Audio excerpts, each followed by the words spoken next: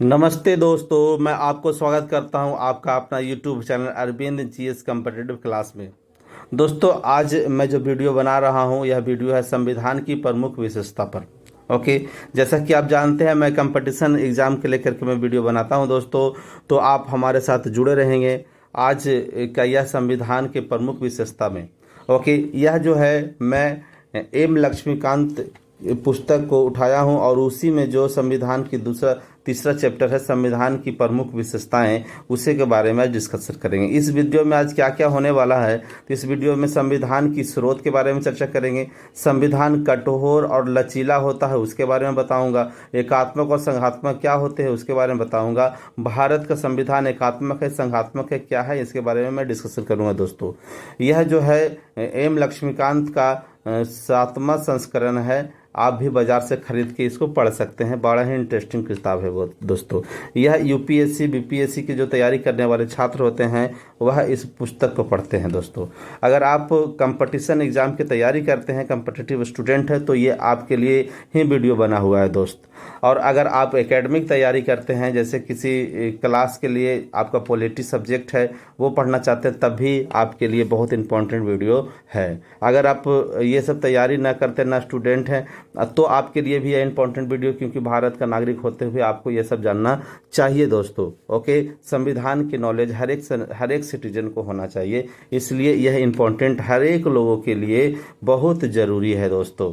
Okay, तो आइए आगे बढ़ते हैं। संविधान की प्रमुख विशेषताओं के बारे में जब हम लोग बात करते हैं, अगर आप हमारे चैनल पर नए हैं, आपकी मुलाकात पहली बार हो रहा हो, तो कृपया करके सब्सक्राइब कर देंगे, बेल आइकन दबा देंगे और ऑल दबा दें, ताकि आपके हर एक वीडियो का नोटिफिकेशन मिलता रहे दोस्तों। और पूरे वीडियो में बने रहेंगे, आप पूरे वीडियो को समझेंगे, आपको बहुत ज्ञानवर्धन होने वाला है इस वीडियो से।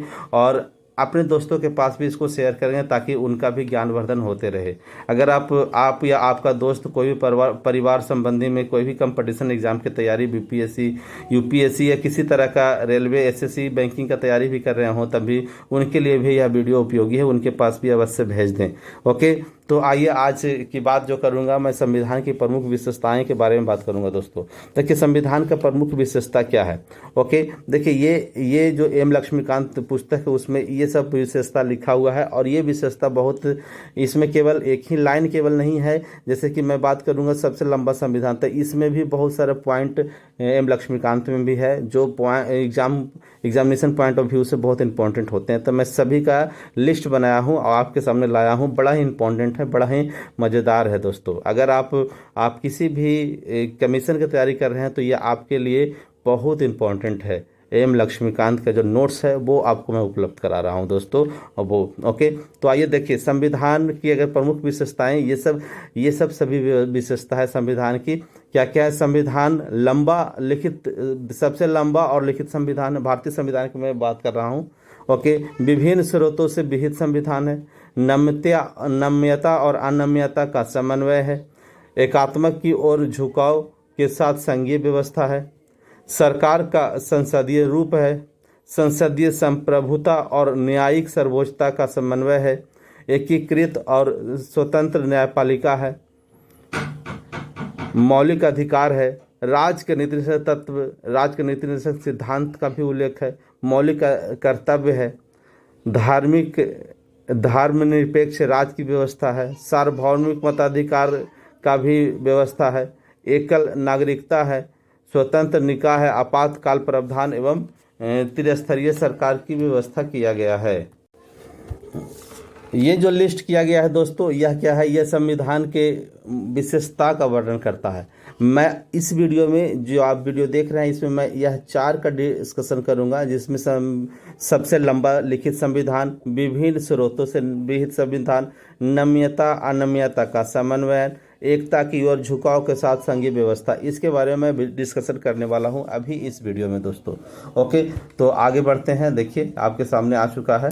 देखिए नेक्स्ट पेज में क्या कहता है? कह रहा है सबसे लंबा संविधान, सबसे लंबा लिखित संविधान की बात करते हैं। तो भारत का संविधान सबसे लंबा लिखित संविधान है दोस्तों। ओके, तो ये संविधान में यहाँ एक शब्द आ गया लिखित। ये लिखित क्या होते हैं, तो लिखित के बारे में थोड़ा जान लीजिए। लिखित संविधान होते हैं कि संविधान सभा बनते हैं और वह क्या करते हैं, अपने देश के परिस्थिति के अनुसार उस संविधान को, उस कानून को लिखा जाता है, तो वो कहलाता है लिखित संविधान। उसमें लिखित पाठ ज़्यादा होते हैं। अलिखित संविधान भी होते हैं, जो लिखित का उल्टा अलिखित, इसमें लिखा हुआ नहीं होता। ओके, लिखा हुआ सब चीज़ नहीं होते, कुछ तो लिखे हुए होते हैं। जैसे कि देखिए, जो लिखित संविधान होंगे वो क्या होगा, निर्मित संविधान होगा। अलिखित संविधान होगा वो क्या होगा, विकसित संविधान होगा। इसका मतलब है कि लिखित है जो निर्माण किया गया है, किसी समय में बैठा होगा कुछ लोग और उन्होंने निर्माण किया होगा। विकसित संविधान में क्या, निर्माण नहीं किया होगा, धीरे धीरे लोगों को दिनचर्या के अनुसार नियम कानून बनते गए, वो कहीं लिखा हुआ नहीं है, तो उसको कहा जाता है विकसित होता हुआ संविधान या अलिखित संविधान। देखिए, ये लिखित संविधान होते हैं, ये बड़े भूभागों के लिए होता है। यानी कि अगर बड़ा क्षेत्र, ज़्यादा जनसंख्या है तो वहाँ पे लिखित संविधान चलते हैं। ओके, छोटे भूभागों के लिए अलिखित संविधान चलते हैं। छोटा भूभाग है, कम जनसंख्या है, तो थोड़ा सा कहीं भी नियम कानून है जो सब जानते हैं। जबकि बड़ा भूभाग है, भारत जैसे अगर देश है, तो ये भारत जैसे इतना बड़ा देश में जो है अलिखित संविधान नहीं चलेंगे, लिखित संविधान चलेंगे, क्योंकि यहाँ पे बड़ा जनसंख्या है, बड़ा क्षेत्र है, इसलिए लिखित संविधान की आवश्यकता होता है। ओके, लिखित संविधान किस किस देश में, लिखित संविधान किस देश में, तो लिखित संविधान का एग्जाम्पल आप भारत दे सकते हैं, दूसरा अमेरिका दे सकते हैं। विश्व के ज़्यादातर देश हैं जहाँ लिखित संविधान है। अलिखित संविधान का एग्जाम्पल ब्रिटेन आप दे सकते हैं दोस्तों। ओके, देखिए, भारत का संविधान विश्व का सबसे लंबा संविधान है। भारत का संविधान विश्व का सबसे लंबा संविधान है, यही एक फैक्ट हो गया आपके सामने। ओके, अब ये लंबा क्यों है भाई, तो ये देखिए, अनुच्छेद जो संविधान बनाया गया था उस समय मूल संविधान कहते हैं। अब देखिए, मूल संविधान में अनुच्छेद कितना था, देखिए अनुच्छेद है 395 अनुच्छेद है। अभी कितना है, 465 से अधिक अनुच्छेद है। ओके, भाग कितना है, तो 22 भाग है। अभी कितना भाग है, तो 25 भाग है, ये भी बढ़ गया है। अनुसूची कितना था, तो ये 8 था मूल संविधान में, अभी हो गया 12 दोस्तों। तो इस तरह से यानी कि अगर आप देखेंगे तो अनुच्छेद की संख्या 395 है, जबकि अन्य देशों के संविधान में देखेंगे तो अनुच्छेदों की संख्या बहुत कम होते हैं। भाग की संख्या 22 है, लेकिन कुछ अन्य देशों में देखेंगे, जैसे अमेरिका के संविधान में देखेंगे तो मात्र 4 भाग में अमेरिका के पूरा संविधान है दोस्तों। ओके, तो इस तरह से हमारा संविधान जो है विश्व का सबसे बड़ा लिखित संविधान है। ओके, अब विश्व के सबसे बड़ा लिखित संविधान है, तो ऐसा क्या कारण है कि भारत के संविधान को बड़ा बनाया गया। ओके, देखिए, भारतीय संविधान के बड़ा बनाने के पीछे कई कारण छुपे हुए हैं दोस्तों। देखिए, आपके सामने है ना, इसमें कारण डिस्कशन किया गया। देखिए क्या है, भौगोलिक कारण। अगर भारत की बात करें तो भारत का विस्तार और विविधतापूर्ण, भारत का विस्तार बहुत बड़ा है ना, 32,87,263 वर्ग किलोमीटर, यानी कि लगभग 32 लाख किलोमीटर में भारत का क्षेत्र फैला हुआ है दोस्तों, है ना। यह जो है काराकोरम से लेकर कन्याकुमारी तक, इधर गुजरात से लेकर के अरुणाचल प्रदेश तक भारत का क्षेत्र फैला हुआ है। ओके, और इन सभी क्षेत्रों में कानून बनाने के लिए संविधान को एकरूपता लाने के लिए, इन विविधता में भी कानून बनाने के लिए संविधान का बड़ा बनाने की आवश्यकता पड़ा दोस्तों। ओके, तो ये कई कारण है, क्योंकि विविधता भी भारत में, विविधता का ज्योग्राफिकल विविधता की बात करें तो कहीं पर्वत है, तो कहीं समतल मैदान है, तो कहीं पठार है, कहीं नदियां हैं, कहीं समुद्र किनारे लोग रह रहे हैं, कहीं रेगिस्तान में रह रहे हैं। तो ये सब कई विविधता है, इन विविधता को देखते हुए कानून बनाया जाता है। इसके लिए हमारे संविधान का लंबा होना अनिवार्य हो गया। ओके, दूसरा क्या कारण है, एक कारण यह है कि सबसे बड़ा स्रोत जो है भारतीय संविधान का वह है भारत शासन अधिनियम 1935। भारत शासन अधिनियम 1935 खुद में बहुत बड़ा है, और इसी को हूबहू यानी कि कुछ उलचुल परिवर्तन करके भारतीय संविधान में इसको जगह दे दिया गया है। अब ये बड़ा है तो इसके अनुसार संविधान भी बड़ा हो गए। ओके, तो ये भी एक कारण है कि हमारा जो स्रोत है, जो स्रोत में सबसे बड़ा स्रोत है भारत सरकार अधिनियम 1935। ओके, संपूर्ण भारत के लिए संविधान, हमारा जो संविधान है वो किसी एक राज्य के लिए, किसी एक जाति या एक धर्म के लिए नहीं है, ये संपूर्ण भारत के लिए है, भारत के लिए, है ना, कन्याकुमारी से लेकर काराकोरम तक, गुजरात से लेकर अरुणाचल प्रदेश तक सभी के लिए हमारा ये संविधान है। पहले हुआ करता था 370 था तो जम्मू कश्मीर के लिए अलग संविधान होता था, लेकिन पूरे भारत के लिए अब जो है एक ही संविधान है। तो पूरे भारत के लिए एक ही संविधान है, इसलिए संविधान बड़ा होना लाजमी है दोस्तों। ओके, संविधान सभा में कानून विशेषज्ञों का प्रभुत्व, ये भी एक कारण बना है जिससे संविधान बहुत बड़ा हो गया। संविधान सभा में कानून विशेषज्ञों का, यानी कि जितना भी संविधान सभा निर्माता थे, संविधान सभा बनाने वाले थे, उसमें ज़्यादातर लोग वकील थे, ज़्यादातर लोग कानून के विशेषज्ञ थे। ओके, इस वजह से जो है बहुत सारे कानून को उसमें डाला गया, विस्तार से इसमें डाला गया ताकि किसी तरह का समस्या ना हो। क्योंकि तो ये भारत जब से संविधान लागू हुआ तब से भारत में कितना बढ़िया व्यवस्था चल रहा है। कोई भी सरकार बनता है 5 साल तक टिकता है, उसके बाद सरकार, मतलब बहुत बढ़िया संविधान लोकतंत्र भारत में चल रहा है। इसके पीछे कारण यही है कि हमारे जो संविधान निर्माता थे ये सभी कानून विशेषज्ञ थे, उन्होंने संविधान को लिखा तो ये संविधान बड़ा हो गया दोस्तों। आगे बढ़ते हैं। ये हो गया बड़ा हमारे संविधान क्यों है, ये अगर कोई व्यक्ति है ना कोई एकेडमी में पढ़ रहा है कि अगर हम बात करते हैं तो संविधान का स्रोत, भारतीय संविधान को बनाने के लिए दुनिया के कई संविधानों को पढ़ा गया। ऐसा कहा जाता है कि 60 से अधिक देशों के संविधान को पढ़ा गया और 60 से अधिक देशों के संविधान को पढ़ करके हमारे संविधान को बनाया गया। इसलिए बाबा साहब अम्बेडकर इस बात को कहते हैं बड़ा गर्व से कि भारत के संविधान का निर्माण विश्व के विभिन्न संविधानों को छानने के बाद किया गया है। यानी कि छानने के बाद कहने का मतलब है कि उसमें दुनिया के संविधानों को हम लोग छाना गया, तो छानने के बाद जो कचरा निकला उस कचरा को निकाल दिया गया, जो अच्छे चीज़ था उसे ले लिया गया और ला करके हमारे संविधान को बनाया गया दोस्तों। ओके, तो ये हमारे संविधान है। आइए देखिए, इसमें आपको क्लियर नहीं दिख रहा होगा, आपको एक दूसरा पेज मैं देता हूँ, उसमें आप देखिएगा संविधानों का स्रोत। ओके, तो देखिए आपके सामने एक पेज आ चुका है जो संविधान के स्रोत का है। यह पेज आपका एम लक्ष्मीकांत का पेज डायरेक्ट वही है, मैं उसी को स्क्रीनशॉट लेकर इसमें रख डाला हूँ। पेज नंबर ये चैप्टर 3 है और पेज नंबर 11 है। आप भी उसको उसमें जाकर देख सकते हैं दोस्तों। ओके, देखिए इसमें क्या है, भारत सरकार अधिनियम 1935 सबसे बड़ा स्रोत है ना। पहले भी मैं बता चुका हूँ, भारत सरकार अधिनियम 1935 जो है शासन अधिनियम, यह संविधान का सबसे बड़ा स्रोत है। इससे क्या क्या लिया गया है, तो इससे जो लिया गया है वो लिया गया है संघीय तंत्र, भारत में जो संघीय तंत्र है ना, ये बात लिया गया है। और क्या लिया गया है, राज्यपाल का कार्यकाल लिया गया है, न्यायपालिका इससे लिया गया है, भारत शासन अधिनियम से ये सब लिया गया है, लोक सेवा आयोग लिया गया है, आपातकाल उपबंध लिया गया है, प्रशासनिक विवरण, ये सब चीज़ लिए गए हैं भारत शासन अधिनियम 1935। ओके, देखिए आपातकालीन उपबंध यहाँ से लिया गया, याद रखेंगे थोड़ा सा।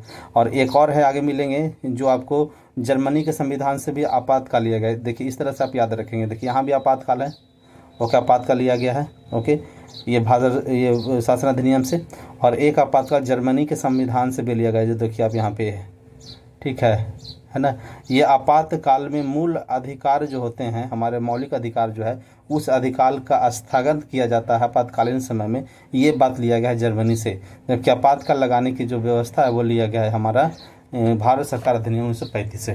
ब्रिटेन से हमने क्या क्या लिया है, तो देखिए ब्रिटेन से हमने लिया है, ब्रिटेन से लिया संसदीय शासन, यानी कि शासन होगा संसद के माध्यम से, शासन व्यवस्था भारत में होते हैं, ये लिया गया ब्रिटेन से। ओके, विधि का शासन ये लिया गया है आपको ब्रिटेन से, ठीक है। देखिए यहाँ पे याद रखिए, विधि का शासन है ये लिया गया ब्रिटेन से। ऐसे ही जापान से भी इसी तरह का लिया गया है, वो क्या लिया गया है, विधि द्वारा स्थापित प्रक्रिया, याद रखेंगे।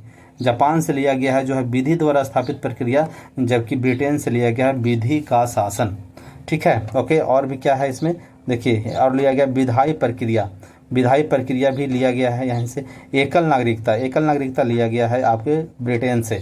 एकल नागरिकता क्या होते हैं, देखिए एकल नागरिकता होता है कि हर एक नागरिक जो है भारत का नागरिक के साथ साथ वह अपने राज्य का भी नागरिक है। ओके, लेकिन उसका जो पहचान पत्र है, जिसको वोटर आई डी कहते हैं या फिर आधार कार्ड, वहाँ आप देखेंगे तो उसमें लिखा रहेगा भारतीय, उसका नेशनलिटी क्या है, भारतीय है। अगर वह किसी राज्य का है तो उस राज्य का नेशनलिटी नहीं होता। ओके, अगर देखिए अमेरिका वगैरह में जाएंगे तो अमेरिका में यूएसए है, और यूएसए के अंतर्गत में 50 राज्य है। 50 राज्य में मान लेते हैं कैलिफोर्निया है, अलास्का है, बहुत सारे राज्य हैं, तो मान लेते कोई व्यक्ति अगर कैलिफोर्निया के है तो वह व्यक्ति के पास 2 नागरिकता होंगे, एक नागरिकता कैलिफोर्निया का होगा, एक नागरिकता यूएसए का होगा। जबकि हमारे देश में ऐसा व्यवस्था नहीं है। हमारे देश में अगर आप केरल के हैं तब भी आप भारतीय हैं, बिहार के हैं तब भी आप भारतीय हैं, उड़ीसा के हैं तब भी भारतीय हैं। ओके, तो ये हो गया है एकल नागरिकता, दोहरी नागरिकता, इस तरह का आप हमको लगता है समझ चुके होंगे। अमेरिका जैसे देश में दोहरी नागरिकता है क्योंकि उसके राज्य का भी नागरिकता मिलते हैं और केंद्र का यानी कि यूएसए का भी नागरिकता, जबकि भारत में ऐसा व्यवस्था नहीं है। भारत में हर एक नागरिक केवल भारतीय है और कुछ नहीं है वो। ओके, तो ये चीज़ है, तो ये होता है एकल नागरिकता। ओके, आगे बढ़ते हैं। नेक्स्ट जो है आपके सामने देखिए और क्या क्या ब्रिटेन से लिए गए हैं। ब्रिटेन से जो लिया गया है वो है आपको मंत्रिमंडलीय प्रणाली, यानी कि शासन व्यवस्था जो होंगे मंत्रिमंडल से होगा, प्रधानमंत्री होंगे, कैबिनेट मंत्री होंगे, ये सब लिया गया है। परमाधिकार लेख, संसदीय विशेषाधिकार, संसद को विशेष अधिकार, द्विसदनात्मक व्यवस्था भी यहीं से लिया गया है। द्विसदनात्मक मतलब कि जैसे कि संसद है, संसद में 2 सदन होते हैं, एक होता है लोकसभा, एक होता है राज्यसभा। ठीक है, संसद में 2 सदन होते हैं, आप जानते होंगे, इसी को द्विसदनीय व्यवस्था कहते हैं। एक होता है लोकसभा, एक होता है राज्यसभा है भारत में, तो लोकसभा राज्यसभा। ओके, ये लोकसभा राज्यसभा ऐसी व्यवस्था जहाँ भी है उसको बोलते हैं द्विसदनीय व्यवस्था, द्विसदन है। ठीक है, एक सदन परमानेंट होता है जो हमेशा रहता है, राज्यसभा हमेशा रहता है, जबकि लोकसभा जो है हर एक 5 वर्ष पर ये इसका कार्यकाल समाप्त हो जाता है। तो इस तरह की व्यवस्था जहाँ होता है उसको द्विसदनीय व्यवस्था कहते हैं। ये कहाँ से लिया गया? ब्रिटेन से लिया गया। दोस्तों आगे बढ़ते हैं। नेक्स्ट जो है आपके सामने क्या है, आइए अब देखिए। यूएसए के संविधान से हमने क्या क्या लिए हैं? अमेरिका के संविधान से हमने लिया है मौलिक अधिकार लिया, मूल अधिकार जिसको कहते हैं मौलिक अधिकार, जो अनुच्छेद 12 से लेकर 35 तक है। न्याय की स्वतंत्रता, न्यायपालिका की स्वतंत्रता लिया गया, न्यायपालिका स्वतंत्र है। न्यायिक पुनरावलोकन का सिद्धांत लिया गया है, अगर कोई कानून बनता है तो वह कानून सही है कि गलत है, ये न्यायिक पुनरावलोकन होता है। ओके, और क्या क्या लिया गया है तो देखिएगा, राष्ट्रपति का पद लिया गया यहीं से, राष्ट्रपति का पद। ठीक है, और क्या है और लिया गया यहाँ से उच्चतम न्यायालय। ठीक है, उच्च न्यायालय के न्यायाधीशों को हटाने की जो प्रक्रिया है ये भी लिया गया है यहीं से। राष्ट्रपति पर महाभियोग भी लिया गया है आपका यूएसए के संविधान से। राष्ट्रपति का महाभियोग अनुच्छेद 61 में के तहत राष्ट्रपति पर महाभियोग लगते हैं। ओके, और इस महाभियोग अगर पास हो जाता है तो राष्ट्रपति अपना इस्तीफा दे देते हैं। ओके, तो ये लिया गया है कहाँ से? यूएसए के संविधान से लिया गया है। ओके, कोई दिक्कत? आगे बढ़ते हैं। आयरलैंड के संविधान से क्या क्या लिया गया है तो आयरलैंड के संविधान से लिया गया है राज्य के नीति निषेध सिद्धांत। सबसे इंपॉर्टेंट है, याद रखेंगे, ये हमेशा क्वेश्चन में पूछते हैं आपको। राज्य के नीति निषेध, तब इसको शॉर्ट में हम लोग डीपीएसपी कहते हैं, direct state policy, direct principle state policy, कुछ इस तरह का होता है। ओके, राष्ट्रपति के निर्वाचन की प्रक्रिया भी इसी से लिया गया। निर्वाचन जो राष्ट्रपति के होते हैं, इसमें कौन निर्वाचन मंडल में होते हैं, जैसे कि लोकसभा के सदस्य, राज्यसभा के सदस्य, है ना। जब हम राष्ट्रपति पढ़ेंगे तो उसमें बताएंगे राष्ट्रपति का निर्वाचन कैसे होता है। ओके, राज्यसभा में के लिए सदस्यों की नामांकन। राज्यसभा हम बताएं यहाँ पे संसद है, संसद में 2 सदन, एक लोकसभा राज्यसभा। तो राज्यसभा में सदस्य कैसे नामांकित होते हैं वो प्रक्रिया जो है आयरलैंड से लिया गया है। आयरलैंड कहाँ? ये यूरोप में एक देश है आयरलैंड। ओके, ये ब्रिटेन के पास ही है आयरलैंड।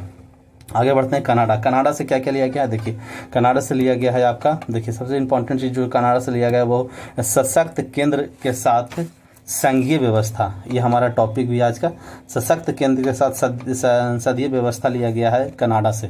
हम बताएंगे सशक्त केंद्र के साथ संसदीय व्यवस्था क्या होता है नेक्स्ट में। ओके, वरिष्ठ व्यक्तियों के लिए निहित होना।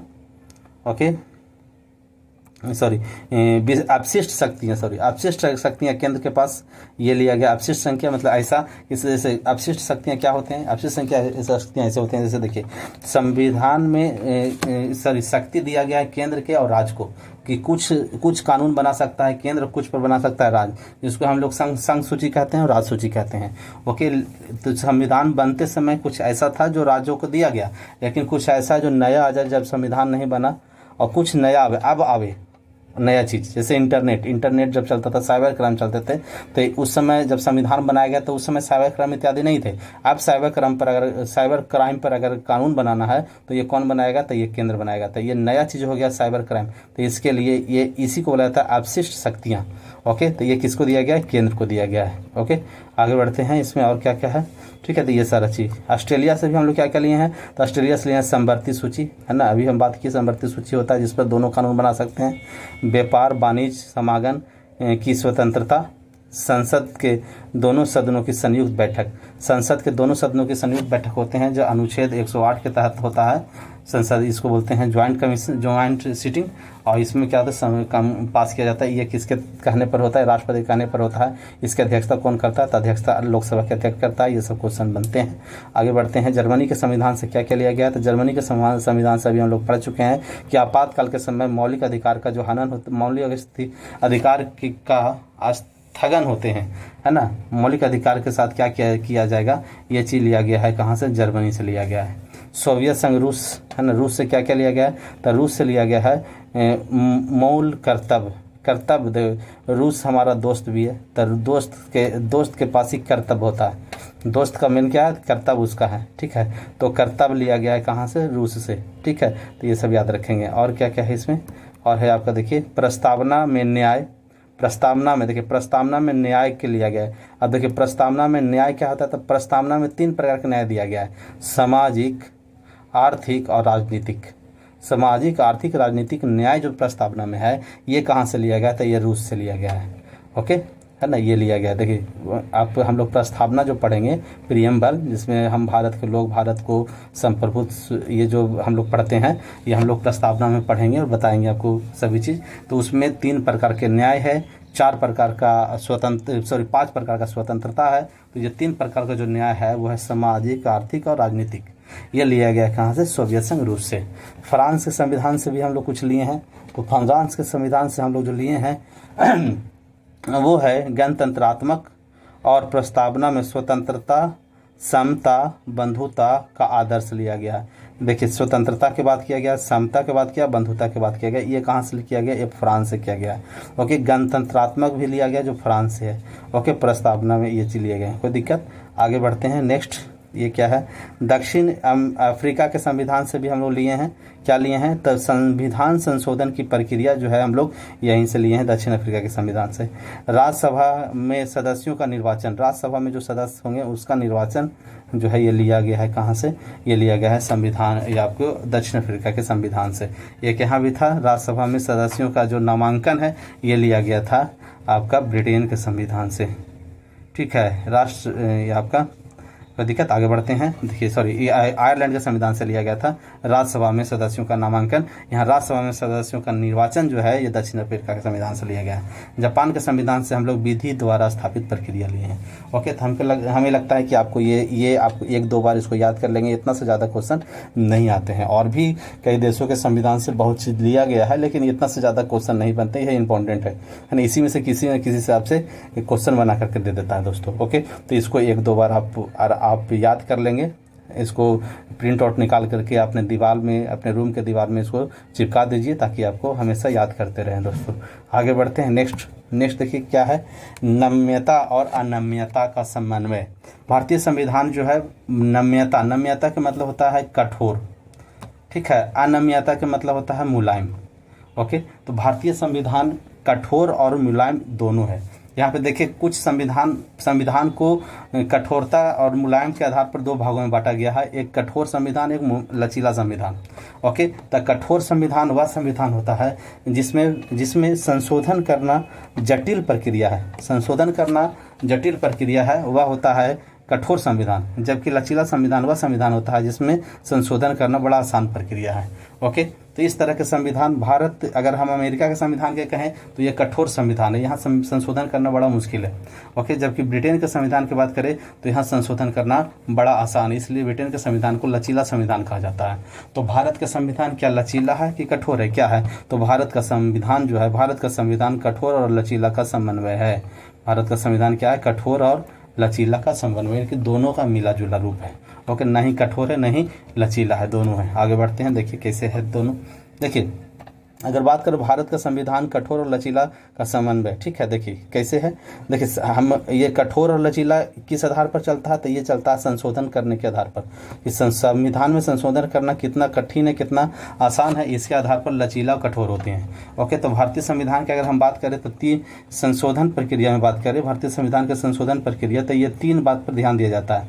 यहाँ 3 तरह के संशोधन होते हैं। एक संशोधन होता है बहुमत के द्वारा, विशेष बहुमत के द्वारा। ओके, विशेष बहुमत में क्या होता है कि 2/3 मतदाता मत करते हैं, 2/3 कहने का मतलब 66% लोग अगर अगर अगर पक्ष में मत करेंगे तभी संशोधन हो सकता है। ओके, तो 66% लोग अगर कर रहे हैं तो ये हो गया विशेष बहुमत। ओके, और ये 66.66 होगा। तो इतना प्रतिशत वोट लाने के लिए है ना काफ़ी मेहनत करना पड़ता है, इसलिए इसको कठोर कहते हैं। ओके, और यह किसके तहत होता है? अनुच्छेद 368 के तहत। ओके, इसी में कुछ प्रावधान ऐसा भी है कि कुछ ऐसा प्रावधान है भारतीय संविधान में कि उसको संशोधन करने के लिए आपको विशेष बहुमत तो चाहिए ही चाहिए, उसके साथ ही साथ आधा से अधिक राज्यों का भी अनुमति चाहिए।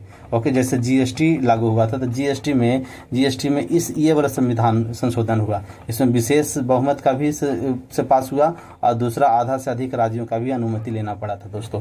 ओके, तो ये भी अनुच्छेद 368 के द्वारा ही होता है, इसको भी कठोर कहेंगे। तो ये दो पहला और दूसरा ये दोनों कठोर का लक्षण है और दोनों लक्षण हमारे भारतीय संविधान में दिखता है। ओके, तीसरा जो है क्या है? ये कुछ प्रावधानों में संशोधन करना समान बहुमत की आवश्यकता होती है, यानी कि 50% से अधिक लोग वोट दे दिया तो समझ लीजिए कि उसका वो संशोधन हो जाएगा।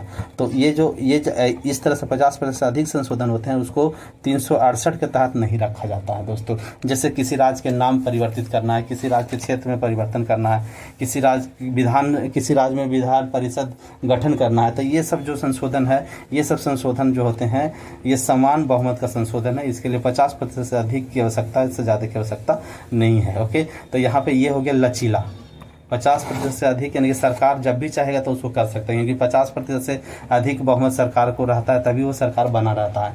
ओके, जब भी सरकार चाहेगा तो ये कर सकता है, तो ये लचीला हो गया। जबकि इसको करने के लिए सरकार के साथ साथ और विपक्ष लोगों को भी सहमति लेना पड़ता है, इसलिए इसको कठोर ये दोनों लक्षण कठोर संविधान का हो गया। जबकि तीसरा लक्षण जो है ये हो गया आपका लचीला संविधान का। तो भारत क्या है? भारत कैसा संविधान है? भारत जो है कठोर और लचीला दोनों का समन्वय है। भारतीय संविधान कठोर और लचीला दोनों का समन्वय है। ओके, आगे बढ़ते हैं। नेक्स्ट देखिए, नेक्स्ट क्वेश्चन आ चुका है आपके सामने। देखिए, अब आ गया है एकात्मक की ओर झुकाव के साथ संघीय व्यवस्था। आइए इसके बारे में थोड़ा समझते हैं, है ना। सबसे पहले ये जो पहला लाइन, इसको समझने से पहले आपको ये दोनों समझना पड़ेगा कि एकात्मक क्या होता है, संघात्मक क्या होता है, इसका क्या क्या लक्षण है। ओके, देखिए, कोई भी देश का संविधान हो उसमें अगर ये सब गुण हो, ये सब व्यवस्था हो तो वो एकात्मक हो गया, और किसी संविधान में ये सब व्यवस्था हो तो ये हो गया संघात्मक। ओके, देखिए, जैसे एकात्मक क्या होते हैं कि एक सशक्त केंद्र होगा। कहने का मतलब है कि जो सरकार में एकात्मक व्यवस्था हो तो उसको हम कैसे समझेंगे? उसका केंद्र जो है सशक्त होगा, जो केंद्र कह देगा उसको मानना ही पड़ेगा। ओके, एक संविधान हो, भारत में भी एक संविधान है। ओके, एकल नागरिकता हो, भारत में भी एकल नागरिकता है। संविधान लचीलापन हो, भारत में लचीलापन और कठोर दोनों है। एकीकृत न्यायपालिका हो, भारत में भी ऐसा है, एकीकृत न्यायपालिका है। केंद्र द्वारा राज्यपाल की नियुक्ति हो, भारत में भी केंद्र द्वारा राज्यपाल की नियुक्ति होती है। अखिल भारतीय सेवा, भारत में भी अखिल भारतीय सेवा है। आपातकालीन प्रावधान, भारत में भी आपातकालीन प्रावधान है। ये सब जहाँ होंगे वो कैसा संविधान होगा? एकात्मक संविधान होगा। तो भारत में ये सब दिखते हैं। संघात्मक का क्या लक्षण है? संघात्मक का लक्षण है 2 राज्य होंगे, 2 सरकार होंगे। तो भारत में भी 2 सरकार है, एक केंद्र सरकार, एक राज्य सरकार। ठीक है, केंद्र में एक सरकार है, एक राज्यों में भी सरकार है। तो 2 सरकार, जहाँ 2 सरकार की व्यवस्था होंगे वो संघात्मक व्यवस्था हो जाएगा। एक हो गया केंद्र और बाकी सभी राज्यों में अलग अलग सरकार, तो संघात्मक सरकार हो गया। ओके, तो भारत में भी ये लक्षण है। शक्तियों का विभाजन, भारत में भी शक्तियों का विभाजन है। ओके, शक्तियों का विभाजन करने का मतलब कि हमारे यहाँ अगर अनुसूची 7 में आप जाएंगे तो सूची बनाया गया है जिसमें राज्य सूची और संघ सूची है ना। इनकी राज्य सूची एक होता है संघ सूची, जिसमें संघ के कानून बनाने का अधिकार। तो इस तरह से संघ सूची में संघ केंद्र कानून बना सकता है, राज्य सूची में राज्य कानून बना सकता है। तो ऐसा व्यवस्था जहाँ भी है तो इसको कहते हैं कि शक्तियों का विभाजन हो गया, शक्तियों का बंटवारा हो गया। तो हाँ, भारत में ऐसा होता है, शक्तियों का बंटवारा। तो ये लक्षण भी भारत के संविधान में दिखते हैं।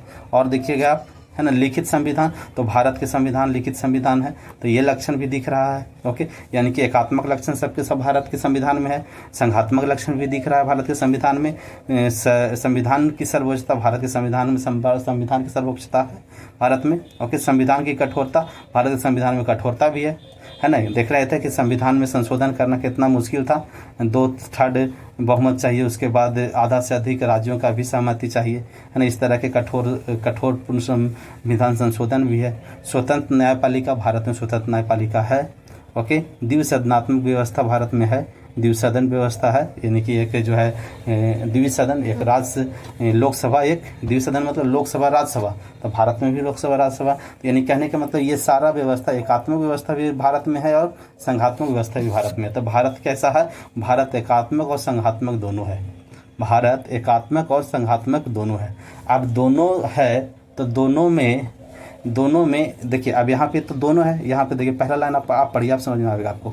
एकात्मक की ओर झुकाव के साथ संघीय व्यवस्था है, यानी कि एकात्मक की ओर झुकाव है।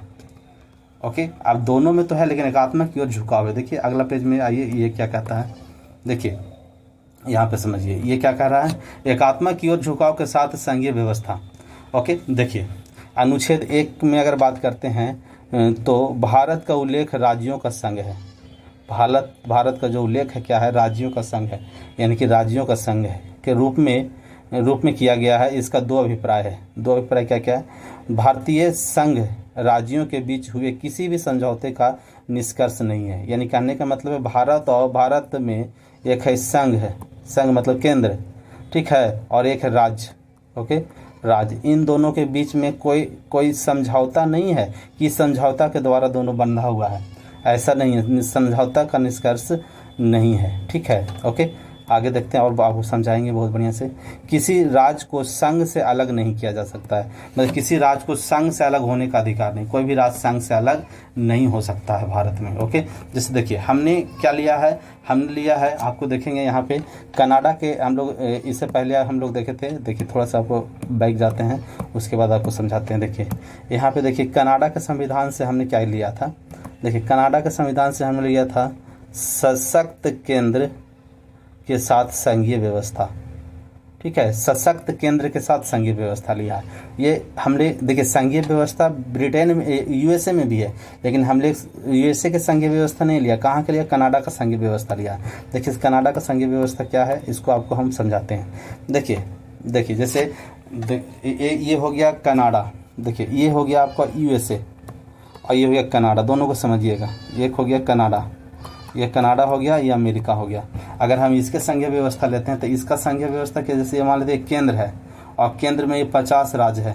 ओके, ये 50 राज्य यूएसए का है, तो ये 50 राज्यों के बीच में क्या है, ऐसा है कि 50 राज्यों ने मिल करके यूएसए मतलब केंद्र को बनाया। 50 राज्यों ने अपना अपना कुछ शक्ति दिया और केंद्र को खड़ा कर दिया। ओके, तो ये हो गया संघीय व्यवस्था, ये हो गया ब्रिटेन का यूएसए का संघीय व्यवस्था। क्या किया, राज्यों का अधिकार है, यहाँ पे राज्यों ने मिल करके केंद्र बनाया। ओके, अगर राज्य अपना शक्ति वापस ले लेगा तो केंद्र कुछ नहीं, यूएसए फिर कुछ नहीं रहेगा, सब फिर होगा कैलिफोर्निया, उटाह, है ना, अलास्का, ये सब अलग अलग राज्य बन जाएंगे। ये 50 राज्य में टूट सकता है, अगर सभी राज्य जो है अलग हो जाए तो यूएसए नाम के कुछ नहीं रहेगा और सब अलग अलग राज्य हो जाएंगे। यानी कहने का मतलब यहाँ पे केंद्र जो है मजबूत नहीं है, राज्य मजबूत है, राज्य ने शक्ति दिया है केंद्र को। लेकिन भारत में जो संविधान हम लोग कनाडा से खरीद लिए हैं संघीय व्यवस्था, उसमें क्या कहा गया है कि कनाडा ये केंद्र हो गया, ये हो गया केंद्र, ठीक है, ये केंद्र हो गया, और केंद्र ने क्या किया, केंद्र ने सभी राज्यों को शक्ति दिया, सभी राज्यों को शक्ति दिया, केंद्र ने सभी राज्यों को शक्ति दिया। ओके, यानी कि यहाँ पे राज्यों, देखिए यूएसए में आप देखें तो राज्यों ने केंद्र को शक्ति दिया। ओके, राज्यों ने केंद्र को शक्ति दिया, जबकि यहाँ कनाडा में देखेंगे तो केंद्र ने राज्यों को शक्ति दिया। ओके, कुछ शक्ति राज्यों को दिया और कुछ शक्ति राज्यों को दिया। अगर राज्य चाहेगा तो केंद्र से अलग नहीं हो सकता। अगर राज्य शासन व्यवस्था सही नहीं कर रहा है तो ये केंद्र क्या करेगा, राज्य को यहाँ से राज्य वाला दर्जा खत्म करके कि इसको केंद्र में डालेगा। ओके, यानी कहने का मतलब यहाँ राज्य समाप्त हो सकता है, केंद्र समाप्त नहीं हो सकता। इसी तरह से यहाँ यूएसए में देखेंगे तो यूएसए में केंद्र समाप्त हो सकता है, राज्य समाप्त नहीं हो सकता। इसलिए यूएसए के संविधान को क्या कहते हैं, यूएसए की जो व्यवस्था है उसको बोलते हैं कि क्या बोलते हैं इसको, विनाशी केंद्र का अविनाशी राज। ये अविनाशी राज है, ये राज समाप्त नहीं होगा, ये केंद्र समाप्त हो सकता है। जबकि कनाडा क्या है, कनाडा क्या है कि राज समाप्त हो सकता है, केंद्र समाप्त नहीं होगा। यानी कि अविनाशी केंद्र के, अविनाशी संघ के विनाशी राज, अविनाशी संघ के विनाशी राज। ओके, ये और यही व्यवस्था हम लोग भी लिए हैं, भारत भी यही व्यवस्था लिया। यानी कि भारत अमेरिका का व्यवस्था न लिए करके कनाडा का लिया है।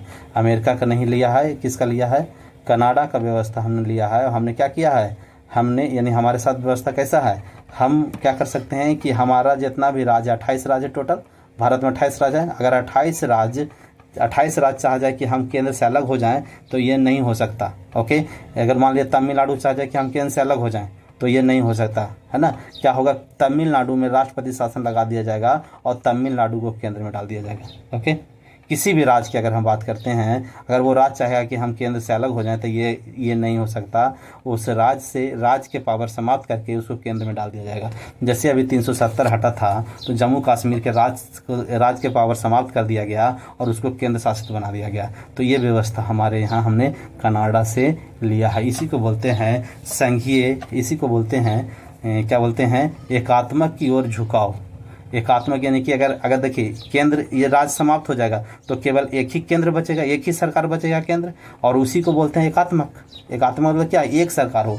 अभी हमने लक्षण पढ़ा एकात्मक का कि एक सरकार हो। ओके, तो एक सरकार हो जाएगा, है ना। तो यानी कि किसकी ओर झुकाव है, एकात्मक की ओर झुकाव है। संघात्मक की ओर झुकाव नहीं, एकात्मक की ओर झुकाव है। यानी कि हम लोग अगर राज्य में किसी तरह का समस्या होते हैं तो एकात्मक व्यवस्था लागू हो जाएंगे दोस्तों। ओके, तो हमें लगता है आपको ये बात समझ चुके हैं कि भारत में जो व्यवस्था है वो एकात्मक की ओर झुकाव वाली संघीय व्यवस्था है।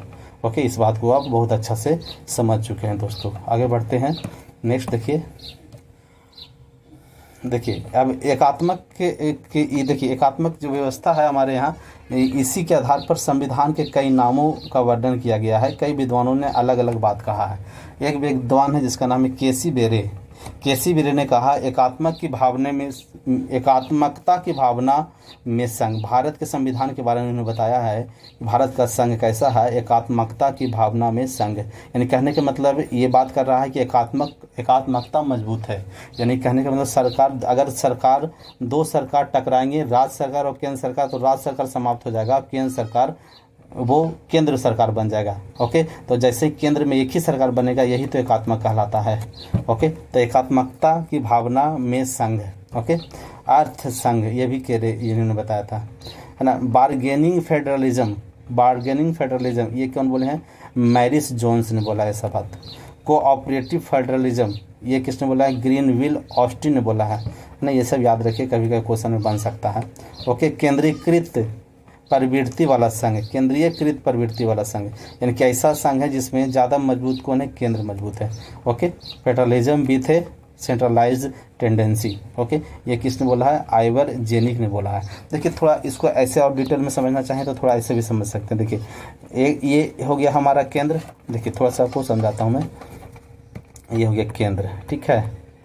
ओके, केंद्र में हो गया राज्य। ओके, तो केंद्र में एक सरकार है जो केंद्र में शासन करते हैं, और राज्य में जो शासन व्यवस्था होता है वो कौन संभालता है, तो राज्य में होता है सीएम, और उसके ऊपर कौन होता है, उसके ऊपर होता है गवर्नर। ओके, और ये गवर्नर का जो अपॉइंट है, गवर्नर को कौन बनाता है, इस गवर्नर को कौन बनाता है, तो ये केंद्र बनाता है। यानी कि गवर्नर जो होता है वो केंद्र का आदमी होता है, और केंद्र का आदमी कहाँ बैठा हुआ है, राज्य में बैठा हुआ है, और राज्य में सबसे प्रमुख कौन है, वही गवर्नर है। ओके, तो कहीं ना कहीं देखिए केंद्र का जो दखल है वो राज्यों में भी है। ओके, है ना।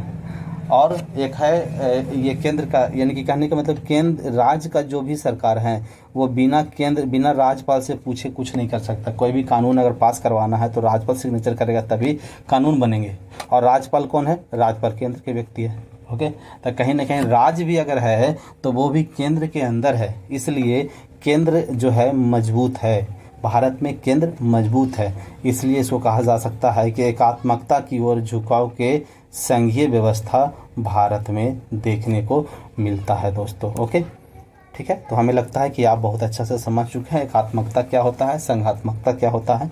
आगे बढ़ते हैं नेक्स्ट। चलिए इसको यहीं तक रखते हैं, बाकी और भी आपका बच गया है जो हम लोग संविधान की विशेषताओं के पॉइंट वाइज आपको डिस्कशन करता जा रहा हूं। आप इसको बहुत बढ़िया से देखिए, अपने इसको जितना चाहे उतना फ़ायदा उठा सकते हैं, अपने दोस्तों के पास इसको शेयर करें।